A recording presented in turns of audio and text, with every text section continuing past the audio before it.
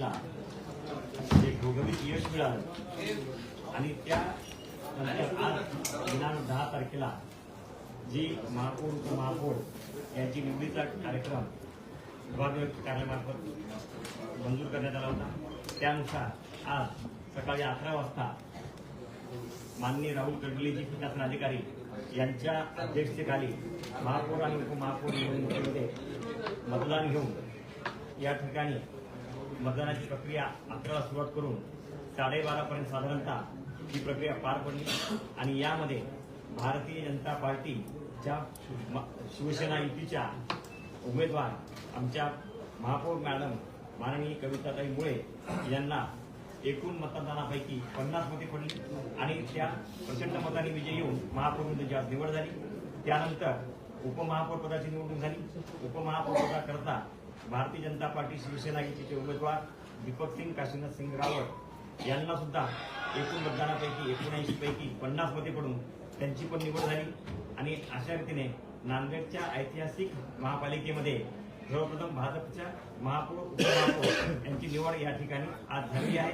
त्यानंतर माननीय महापौरांच्या आदेशानुसार या सभागृहामध्ये सभागृह नेता म्हणून माजी ॲडव्होकेट महेश नलंदे यांची पण निवड करण्यात आलेली आहे. अशा प्रकारे आज हा निवडणुकीचा कार्यक्रम व्यवस्थितरित्या पार पडलेला आहे. एक थोडासा मी दुरुस्ती करतो. जे आम्हाला माननीय महापौर उपमहापौरांनी मतदान भेटलं त्याच्यामध्ये 45 प्युअर भाजपचे आहे, 4 आमची युतीचे शिवसेनेचे आणि एक अपक्ष आमचे मिलनते असे एकूण 50 मतांपासून भेटले. आमचा प्रश्न उपमहापौरांना आहे. बोला तुम्ही ताई बोला, सुरुवात करा. सर्वप्रथम माझ्या निवडीबद्दल मी महाराष्ट्र राज्याचे माजी मुख्यमंत्री देवेंद्रजी फडणवीस साहेब, आदरणीय बावनकुळे साहेब, प्रदेशाध्यक्ष रवींद्रजी चव्हाण साहेब आणि ज्यांनी हा इतिहास घडवला. प्रथमच नांदेड मनपामध्ये भाजपाचा महापौर विराजमान झालेला आहे आणि हा इतिहास घडवण्यामागे आमचे नेते अशोकराव चव्हाण साहेब यांचा कार्य आहे. त्यांचेही मी मनापासून आभार मानते. त्यांनी मला या पदास योग्य समजलं, माझ्यावर एवढी मोठी जबाबदारी दिली आणि सर्वच पक्षश्रेष्ठींचे या ठिकाणी आभार मानते. मला महापौरपदी विराजमान केले ऐतिहासिक हा क्षण आहे आणि सर्वांचे मनापासून सर्व माझ्या जनतेचे, मला ज्यांनी निवडून दिले त्या जनतेचे सुद्धा सर्वप्रथम मी आभार मानते आणि माझं विकसित नांदेड हे माझं ध्येय असेल. अशोकराव चव्हाण साहेबांच्या संकल्पनेतील विकसित नांदेड किंवा नांदेड शहर विकसित करणे हेच माझं लक्ष किंवा ध्येय असेल. प्रमुख मुद्दे कोणते घेऊन तुम्ही म्हणजे कोणते वाटतात, समस्या कोणत्या वाटतात नांदेडमध्ये तुम्हाला? नांदेडमधील समस्या काय विकास करा? ट्रॉफिकची समस्या आहे, त्यानंतर पाणी पुरवठ्याची थोडीफार समस्या आहे, तीही आम्ही सोडू. रस्त्यांची काही असतील जे खड्डे वगैरे, आता पावसाळा यायला, पावसाळ्याच्या निमित्त काही गटारीमध्ये गाळ वगैरे साचलेला असेल, ते नाले साफसफाईचा आमचा 100 दिवसाचा प्रोग्राम आहे आणि त्याच्यामध्ये हे सगळं कार्य म्हणजे सगळे कामं करण्याची आम्ही प्राधान्य दिलेलं आहे. कोणतं म्हणजे आणखी काय विकासात्मक कोणतं कामं करायची तुम्हाला? बाहेर मेट्रो सिटीमध्ये आपण पाहता, तुम्ही बाहेर फिरला असतात, तर आपल्या नांदेड शहरामध्ये काय बदल घडू पाहता? आम्ही ठिकठिकाणी सुरक्षेसाठी CCTV कॅमेरे बसवणार आहोत, एक विजय नाही. तसेच आता ठरलं की शहरामध्ये ट्रॅफिकचं म्हणजे येण्या जाण्यासाठी लोकांना मिनी बसची व्यवस्था करणार आहोत. त्याच्यानंतर शिक्षणासाठी, मुलींच्या सुरक्षिततेसाठी, त्यानंतर करमणुकीसाठी किंवा लोकांना एक विसाव्याचं ठिकाण असो, बगीचा वगैरे त्यांची स्वच्छता करणे, अजून त्याच्यामध्ये काही अजून आपल्याला काही करता येईल, डेव्हलप करता येईल, हे सर्व आम्ही पाहणार आहोत. शहरामध्ये बकाल वाटतं की झाडं वगैरे तोडलेले आहेत, आणखी झाडांची संख्या पण खूप कमी आहे, त्याच्याबद्दल काय करणार? 3 वर्ष झालं आपलं प्रशासकीय राज होतं. आता यानंतर आपण भाजपच्या जो जाहीरनामा होता त्याच्यामध्ये सांगितलं होतं की इंदोर सिटी सारखं आपण नांदेड शहर बनवू. त्या धर्तीवर सगळ्या नगरसेवकांची, महापौरांची इंदोर शहराला भेट होऊन त्या अंतर्गत या ठिकाणी रोडमॅप तयार करण्यात येणार आहे का? हा, सांग. माननीय आमचे पशुराज चव्हाण साहेबांना जे रिझल्ट दिलं होतं मॅनिफेस्टोमध्ये निश्चित आम्ही ते पूर्ण करणार आहोत. आज तर आमची महापौर उपमहापौर पवारांची नियुक्ती झाली आहे. आणखी स्टँडिंग वर झाल्यानंतर आम्ही संयुक्त म्हणजे भाजपचे नाही जेवढे विकासप्रेमी नगरसेवक असतात त्या सर्वांना आम्ही इंदोरला भेट देणार आहोत. त्या धर्तीवर नांदेडचं साफसफाईचं जे बी असेल त्या धर्तीवर नांदेडचा आम्ही प्रयत्न करतो. इंदोरला खूप मोठी कॅज्युअलिटी पण झाली होती साहेब दूषित पाण्यामुळे. मग त्याचा आदर्श घेणार का दुसऱ्या कोणत्या चांगल्या सिटीचा? आम्ही आदर्श कोणत्या शिक्षण घेणार चांगले गुण घेणार.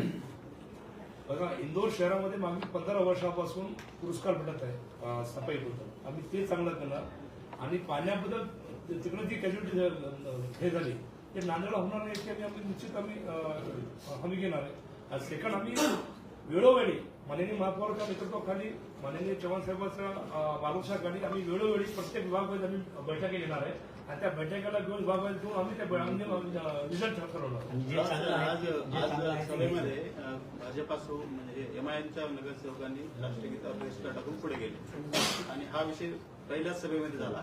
यापुढे विरोधकांचं किती आव्हान तुम्हाला वाटतं? बघा बहिष्कार कोण केला त्यांनी राष्ट्रीय अपमान केलं मग देशाचा अपमान केला संविधानाचा अपमान केला आणि त्यांना हे फक्त कृत्य करून द्यायचं होतं. त्यांनी हत्यार नाही टाकलं. काय विषय काय होता बहिष्कार टाकायचा? त्यांना भारत माता किती म्हणायचं नव्हतं. सरळ गोष्ट आहे. आपण बघितलं असेल 2012ला त्यांचे 13 नगरसेवक होते त्यावेळेस सुद्धा त्यांनी माननीय नरेंद्रभाई मोदी बाळासाहेब ठाकरेवर अपशब्द काढला होता आणि देशावर सुद्धा काढला होता. त्यावर आम्ही सेनेमध्ये असताना त्याला चूक दिली होती. बरं त्यांना एकच विनंती आपल्या आव्हानावर त्यांनी पुनरावृत्ती करू नये. नाही काही कारवाई होणार आहे बा? पाणी पुरवठ्याचा प्रश्न हे गंभीर आहे. प्रशांत स्वच्छतेचा प्रश्न गंभीर आहे. शहरातील पाणी पुरवठा नाही. तर याबद्दल तुम्ही काय करणार? या प्रश्नासाठी आम्ही एक विशेष मीटिंग लावणार आहोत.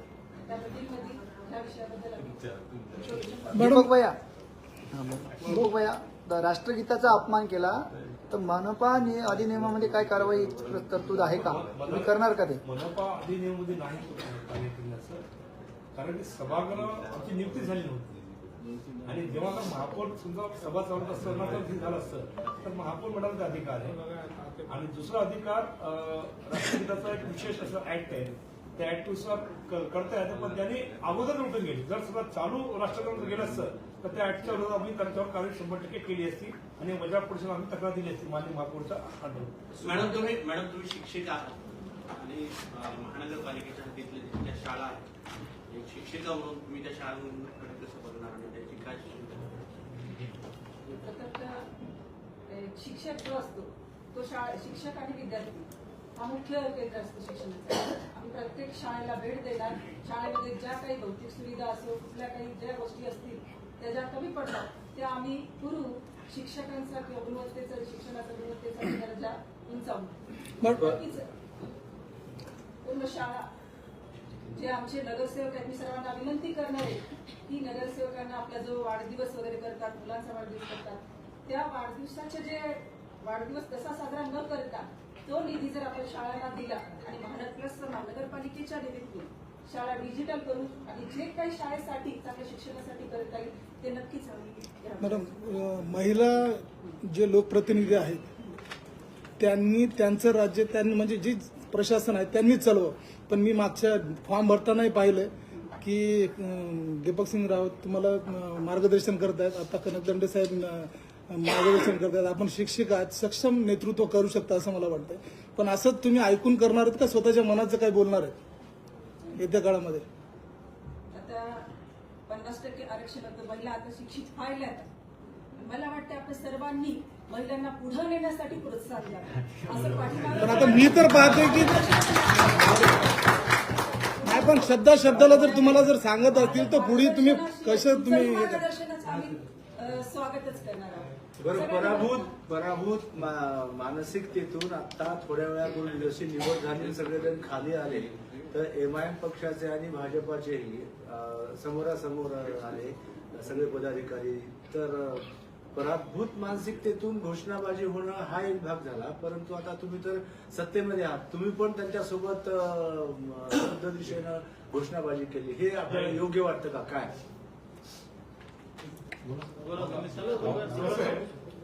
आमचं ध्येय फक्त विकासासाठी आम्ही महापालिकेत निवडून आलो.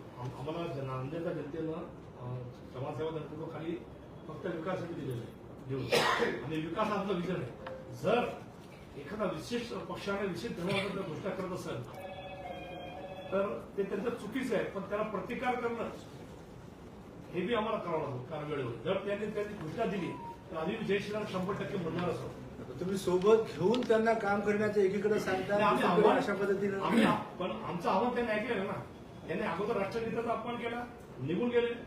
प्रशासनाने जे सभा घेतली होती, जे 15 सभा, त्यामध्ये त्याचा बहिष्कार होता डायरेक्ट इनडायरेक्टली. आम्ही जे आव्हान केलं पण त्याच्यावर पोहोचलं नाही. याच्या पुढेही तुम्ही काय ठराव घेता? सभागृहाकडून झालं तुम्ही पण करणार. काय याच्या पुढेही सभागृहात जेव्हा जेव्हा आता सर्वसाधारण सभा होईल त्यांच्याकडून झालं की तुम्ही पण करणार, असंच होईल का? तर विशिष्ट ठराव घेऊन तुम्ही त्यांना काहीतरी ते नाही करणार. सभागृहाचं नियोजन जे आहे ते सभागृहाचं डेकोरम मेंटेन झालं पाहिजे आणि विकास कामांचा चर्चा झाली पाहिजे, असा माझा प्रमुख आपला उद्देश आहे. आमच्या माननीय महापौरांचा उद्देश तोच आहे, उपमहापौरांचा उद्देश तोच आहे. फक्त खंबीर नेतृत्वाला काम करत असताना महापौरांना कुठे त्रास झाला नाही पाहिजे, सभागृह अतिशय सुंदर चांगलं चाललं पाहिजे. त्याच्याकरता आम्ही उपमहापौरांची अशी नियुक्ती केलेली आहे की त्यांनी अगोदर विरोधी पक्षनेते म्हणून सक्षम चालवले. सभागृह अतिशय शांत करेल. एखाद्या काही किरकोळ घटना आली असेल तर मला असं वाटतं की भाजपच्या काळामध्ये केंद्र आणि राज्यापासून आता इथे काय परिस्थिती होते, विरोधकांना बोलू दिलं जात नाही अशा प्रकारचा आरोप भाजपवर होतोय. तर नांदेडमध्ये काय असणार आहे विरोधकांची भूमिका? आम्ही आमच्या कामातून उत्तर देऊ, विरोधकांना बोलायचा असा चान्सच देणार नाही. आता 100 दिवसांचा आराखड्याचा एक विषय आहे. तुमच्या 100 दिवसांच्या आराखड्यामध्ये कोणकोणत्या कामाला प्राधान्य आहे? 100 दिवसाच्या आराखड्यामध्ये पहिलं तर स्वच्छतेचा प्रश्न, पाणी पुरवठ्याचा आहे. तसेच जे तारा वगैरे लावलेल्या आहेत त्या तारा विजेच्या त्या संपूर्ण व्यवस्थित करण्याच्या देवेंद्र फडणवीस साहेबांनी त्यासाठी आम्हाला म्हणजे सुचवलेलं आहे. तसेच ड्रेनेज लाईन असो किंवा जे स्वच्छतेचे नाल्या वगैरे ते व्यवस्थित, रस्त्याची कामं, त्यानंतर शैक्षणिक जे धोरण असतील, शैक्षणिक कार्य असतील ते सर्व कार्य आम्ही 100 दिवसांचा आराखडा आहे का तुमचा? आम्ही 100 तारखा तयार करतो. त्यामध्ये प्रामुख्याने तुम्हाला सांगतो की काही छोटी छोटी कामं खूप आहेत. छोटे खड्डे पडले असणे किंवा नालीत चंबर ब्लॉक असणे ही अतिशय छोटी कामं आहेत. तर महापौर मॅडमचा आणि उपमहापौरांच्या झाल्या आता छोट्याशा आमच्या मिटिंगमध्ये असं ठरलं की जी छोटी कामं सामान्य नागरिकांची प्रश्न आहेत ना त्याला पहिले प्रेफरन्स आहे. आता त्याच्यामध्ये पहिला दिवस आला आहे, त्यापासून एक मिटिंग छोट्या कामामध्ये हे तुम्ही कृती आराखड्यात समावेश करणार आहात. आमचं जे 100 दिवसाचा आराखडा आहे त्यामध्ये आमचे भाजपचे संपूर्ण नगरसेवक आणि त्या आराखड्यामध्ये आम्ही विरोधी पक्षाचे जे गट नेते त्यांना सुद्धा आम्ही समावेश करू, त्यांचा सुद्धा सल्ला घेऊ. त्यांचा सल्ला चांगला झाला तर त्यांना समावेश करू, नसलं तर आम्ही त्यांना बात करू. आम्ही जे वरिष्ठ नेत्यांसोबत आमच्या नगरसेवक ते पत्रकापासून पुन्हा महापौरच्या साहेब, मी काल एक स्टिंग केलं होतं पूर्ण महापालिकेच्या कार्यालयाचे जे आहेत त्याच्यामध्ये अनेक अधिकारी अनेक कर्मचारी या ठिकाणी अनुपस्थित होते 11:30 12 तर तुम्ही काय कारवाई करा? उपमहापौर काय सांगा? आम्ही महापौराला पूर्ण अधिकार आहे आणि महापौरला आजच आमचं बोलणं झालंय. आम्ही यापूर्वी असं होतो की थंब करताना 10 वाजता थंब पाहिजे नाही, 9:30 वाजता 9:30 ते पूर्ण प्रशासनाला आम्ही मिटिंग प्रशासनाची मान्य करली. त्यामध्ये आम्ही स्पष्ट महापौर मॅडम त्यांना सूचना देतील की तुम्ही 9:30 इथं उपस्थित राहावं आणि महापौरचं पत्र गेल्यानंतर 100% प्रशासन कार्यवाही इम्प्लिमेंट करतो. सर, प्रत्येक प्रश्न महापौर मॅडमसाठी आहे. महापौर मॅडम, आपल्यासाठी प्रश्न आहे माझा. मागचं सभागृह जेव्हा म्हणजे अस्तित्वात म्हणजे विसर्जित झालं तेव्हा महापालिकेवर 270 कोटी रुपयाचं कर्ज होतं. या प्रशासनाच्या कार्यकाळामध्ये म्हणजे गेल्या 3-3.5 वर्षाच्या कार्यकाळामध्ये जे काय म्हणजे योजना राबवल्या गेल्या त्याच्यानंतर आता 700-750 कोटी रुपये महापालिकेवर कर्जाचा बोजा झालेला आहे. तर या संदर्भात आपण म्हणजे काही हे करणार आहेत का? म्हणजे तुम्ही माहिती मिळाली तुम्हाला ती चुकीची माहिती आहे. 60 कोटीचं फक्त आता 60 कोटीचं कर्ज आहे. 7 कोटी 650 कोटीचं कर्ज चुकीची माहिती आहे. याही पण आम्ही आता आजच परवा केला अभ्यास करू काय आहे ते कर्ज काय बोलत काही 0 कर्ज कर्जविरहित महापालिका निर्माण करण्याचा प्रयत्न. इलेक्ट्रिसिटीचं बिल महापालिकेवर आपण जे उत्तर देत आहे भास्कर मॅडम, आपली माहिती चुकीची आहे. ही जी आकडेवारी आज देशोन्नतीने छापलेली आहे 740 कोटीची, हा बोजा महापालिकेवर आहे. त्याचे एकूण किती देणं आहे त्याचं विश्लेषण आहे.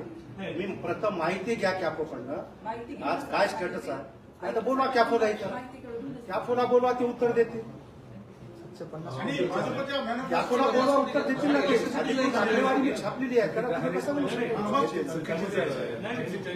सांगतो बायफर्केशन करावं लागतं त्याच्यामध्ये. याच्यामध्ये तुम्हाला 20 कोटी रुपये थकबाकी म्हणजे प्रत्येक महिन्याला तुम्हाला अनिवार्य खर्च येतो. आणि कर्ज वेगळं असं 2 बायफर्केशन करावं लागतं त्याच्यामध्ये. बोजा म्हटलं, बोजा म्हणले देणं 55 कोटी रुपये विद्युत बिलाचं देयक 55 कोटी रुपये. आपण लिव्हर आज विद्युत देयक 55 कोटी रुपये देणं. अशा वेगवेगळ्या विभागाचे देणं होतं. पण असं एकूण मिळून 740 कोटी रुपये आपण बोजा आहे आपल्याकडे.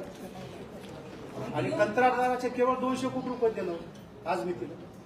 माहिती घेऊन आणि जे काही करत असेल त्याच्यासाठी काही आपण नवीन योजना राबवू. तुमची काही असेल सूचना कर्ज कसं कमी करावं काय असेल हा त्याच्यावर आम्ही कर्जाचा विषय संपला. दुसरा एक महत्वाचा विषय आहे. एक नाही, आपण यापूर्वी काँग्रेसमध्ये होता तरी प्रश्न सुटलेले नाही. आपण आज भाजपाचा पहिला महापौर म्हणून आज सर्वत्र एक इतिहास घडवला. परंतु पक्ष प्रश्न तेच कायम आहे. आज सर्व महिला महापौर आहे. ऐकून घ्या ना, महिला महापौर आहे. बाजार भरतो. आज शहरामध्ये बुधवार बाजार भरतो, शुक्रवार बाजार भरतो. तुम्ही याच्यापासून या भावसार चौकापासून ते हबीब टाक्यापर्यंत या. महिलांना सार्वजनिक शौचालय, लघुशंकागृह नाही आतापर्यंत एकही सुविधा दिल्या. तुम्ही काँग्रेसमध्ये होते, आज भाजपमध्ये आले. हा 100 दिवसाच्या कार्यक्रमामध्ये किती ठिकाणी तुमचे मास्टर रोड प्लॅन तयार आहे का? आमची विनंती आहे की तुम्ही हा जर प्रश्न सोडला तर खऱ्या अर्थाने शहर वाचच्या महिलांची तुमच्या मनात आली. सूचना खूप छान आहे. तुमच्या सूचनाचं स्वागत. नक्कीच आम्ही आता आमच्या पुढच्या या कार्यकाळात त्या सूचनांचं पालन करीन आणि महिलांची सुरक्षा महिलांसाठी जे काही करता येईल ते महिला सक्षमीकरणासाठी. शेवटचा तुम्हाला विचारायचं. एकच प्रश्न. गोदावरी प्रदूषणाचा विषय येतो त्यावेळेस पर्यावरण मंत्री रामदास कदम होते. त्यांनी सुद्धा निधी दिला होता. मात्र त्याचं इम्प्लिमेंटेशन पुढे झालं नाही. आताही या निवडणुकामध्ये गोदावरी निर्मूलनाचं काम बोलले जाते. मात्र मलनिस्सारांचे प्रकल्प धुळखात पडून आहेत. शहरातील सगळीच नाले गोदावरीमध्ये जाते आहेत. आता तुम्ही पदभार स्वीकारलेला आहे. हा मेगा प्लॅन आहे तो कधी हातात घेणार आहे? लवकरच हा प्लॅन जो आहे आताच सांगितलेलं आहे दुधखेड साहेब आणि आमच्या चव्हाण साहेबांनी गोदावरी शुद्धीकरणाचा प्लॅन हातात द्यायचा आहे. त्यांच्या मार्गदर्शनानुसार आम्ही लगेच हा प्लॅन साहेब मला तुम्हाला एक विचारायचं.